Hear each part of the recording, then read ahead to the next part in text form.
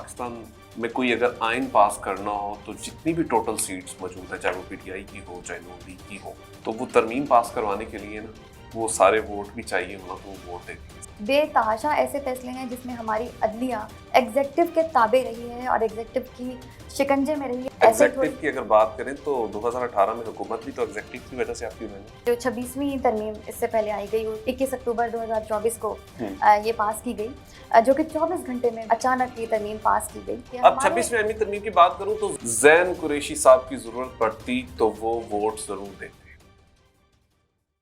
आज मैं एक बात दावे से कह सकता हूं कि पाकिस्तान में कोई अगर आइन पास करना हो तो जितनी भी टोटल सीट्स मौजूद है, चाहे वो पीटीआई की हो चाहे नून लीग की हो, तो वो तरमीम पास करवाने के लिए ना वो सारे वोट भी चाहिए होना तो वो वोट दे देंगे सारे जाके। मैं इस हद तक आपको मैं ये दावा इसलिए कर सकता हूँ कि जब भी इस मुल्क में कोई भी आइन और तरमीम को पास या कानून को करना पड़ा है तो वहां आकर पाकिस्तान तरीके इंसाफ से, चाहे वो जमात इस्लामी के लोग भी, अब सॉरी JUI के लोग भी थे, MQM के लोग भी थे, तो कहीं ना आकर सपोर्ट तो जरूर होती है।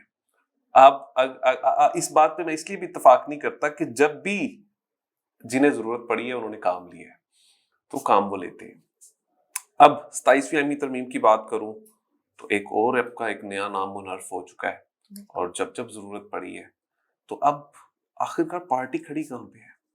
मैं आपको बताती हूँ। ये जो आपने अदलिया की तरमीम की बात की, तो ये जो अदलिया है हमारी, ये अब से नहीं, ये हमेशा से हमारी अदलिया सियासी दबाव के शिकंजे में रही है।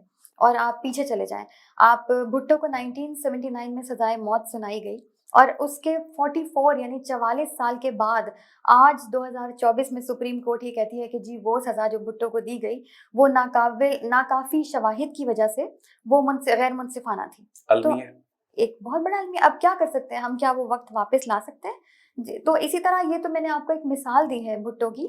इसके अलावा बेतहाशा ऐसे फैसले हैं जिसमें हमारी अदलिया एग्जेक्टिव के ताबे रही है और एग्जेक्टिव की शिकंजे में रही है और इस वजह से उसने ऐसे फैसले दिए हैं कि पाकिस्तान दुनिया में हमारी अदालतों का नंबर 130 एग्जेक्टिव की अगर बात करें तो 2018 में हुकूमत भी तो एग्जेक्टिव की वजह से आपकी बनी है। नहीं, ऐसी बात नहीं है। 2018 में हमें क्लीन चिट मिली थी ना। फिर बाद में बहुत सारे लोगों ने हमारे एक रिटायर के हवाले से बहुत सारी बातें भी की। तो देखिए कहीं ना कहीं रोज तो होता है। पाकिस्तान फिर अगर आपके साथ हो तो एग्जेक्टिव पार्टी है जिसको 80% से ज्यादा आवाम रिप्रेजेंट करती है ये, तो हमें वोट दो ताई अक्सरियत से मिला था इस दफा भी, पिछली दफा भी। कंसर्न क्या आपका 27वीं आईनी तरमीम के ऊपर? 27वीं तरमीम से पहले देखिए लाई गई, थोड़ा सा पहले मैं आपको बताऊं कि इसमें जो 26वीं तरमीम इससे पहले आई गई 21 अक्टूबर 2024 को ये पास की गई, जो कि 24 घंटे में विदाउट एनी कंसल्टेशन, विदाउट किसी मुशावरत अवाम के साथ कोई कंसेंसस के ये अचानक ये तरमीम पास की गई। और इसमें बहुत से ऐसे फैसले हुए जिसमें अदलिया को 24 घंटे में पास जमहूरियत का अमल था, उन्होंने लेकिन बगैर किसी पार्टी से मुशावरत, बगैर अवाम से मुशावरत। और इसमें उन्होंने बहुत से ऐसे फैसले किए जिससे अदलिया की आज़ादी मुतासिर हुई, जुडिशल ट्रांसपेरेंसी मुतासिर हुई, सेपरेशन ऑफ पावर्स मुतासिर हुई, चीफ जस्टिस की तकर्री जो है वो पार्लिमानी कमेटी के उसमें कर दी गई, जिसमें 8 जो थे वो नेशनल असेंबली के लोग थे और सेनेट के 4 अरकान शामिल हैं, वो कर सकते हैं।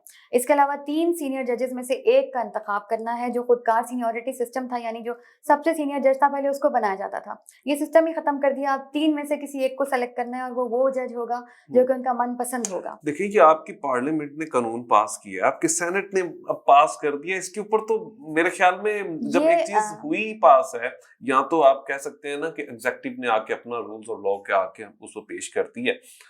अब वो कहते हैं, अब ये मौजूदा हुकूमत आपको कहती है कि आपने भी ऐसे बहुत से कानून पास किए अपने दौर में। नहीं, तब भी आप करवाते थे, हमारे लोग गायब हो जाते थे। जिस तरह की ये 2 तरमीम आई है ना, 26वीं और 27वीं, आपके लोगों ने सपोर्ट किया है। अब आपके अपने लोगों ने वोट, अब 26वीं तरमीम की बात करूं तो जैन कुरैशी साहब, मेरे पास ये खबर है कि अगर जैन कुरैशी साहब की जरूरत पड़ती तो वो वोट जरूर देते। नहीं, ऐसी बात नहीं है। मैं देखिए ना, अब तब कहाँ थे फिर जैन कुरैशी साहब, कहाँ पर थे? उनके साथ तो बहुत बुरा हुआ, उनकी वाइफ को किडनैप कर लिया गया और उनके ऊपर वो धमकियां, और ये हमारी यास्मीन राशिदा से ज्यादा कोई मजलूम है इस वक्त? اعجاز چودھری صاحب سے زیادہ کوئی مظلوم ہے بالکل اس دیکھیں وقت؟ میں تو آج ان کے خلاف بھی ان کے لیے بھی بات کرنے آئی ہوں کہ عمر چیمہ ہمارے سے جی کوئی زیادہ کوئی عمر مظلوم چیمہ ہے؟ ہو گئی، یاسمین عمر راشد کے ہو اس گئی. حصے میں آ کر کیا زین قریشی صاحب کیا وہ ہمارے عبید فاروق صاحب ہیں میاں لاہور والے جن کے بیٹے کی بھی انتقال ہو گیا تھا اور وہ جیل میں تھے 12 عباد فاروق جی. دیکھیں کوئی ان سے زیادہ مظلوم ہے، جنہوں نے برداشت کرنا تو وہ کرتے ہیں. اب بیسیکلی کہنے کا مقصد یہ ہے کہ آپ اگر کہیں کہ یہ سب کچھ نہیں ہوا تو بڑی تعداد میں لوگ آج بھی موجود ہیں. میں نے پہلے کہا کہ اگر 500 ووٹ بھی چاہیے ہوں گے نا کوئی قانون پاس کرنے کے لیے تو آپ کے لوگ آج بھی سپورٹ نہیں، کریں لیکن گے. اس بات کا کیا کیا جائے کہ آپ اپنی مرضی کے فیصلے کروانے کے لیے آپ ہمارے پارلیمنٹیرینز کو گروی رکھ لیتے ہیں، آپ ہمارے پارلیمنٹیرینز کے گھروں پر ریڈز کرتے ہیں، ان کو ہراس کرتے ہیں، ان کے اہل خانہ کو اغوا کرنے کی دھمکیاں دی جاتی ہیں. بلکہ خالی پارلیمنٹیرینز کی بات نہیں، میں آپ کو بتاؤں کہ جسٹس کہ اسلام آباد ہائی کورٹ کے 6 ججز نے سپریم کورٹ کو خط لکھا اور اس میں یہ بتایا کہ ہمارے گھروں کی خفیہ نگرانی کی جاتی ہے، ہراسمنٹ کی جاتی ہے، اہل خانہ کو اغوا کرنے کی دھمکیاں دی جاتی ہیں اور یہ کہا جاتا ہے کہ سیاسی ہمارے پسندیدہ فیصلے کیے جائیں. اس کے علاوہ جسٹس بابر ستار اور جسٹس سردار اعجاز خان کے خطوط گئے چیف جسٹس اسلام آباد ہائی کورٹ کو اور انہوں نے بھی یہی ریزرویشنز کا اظہار کیا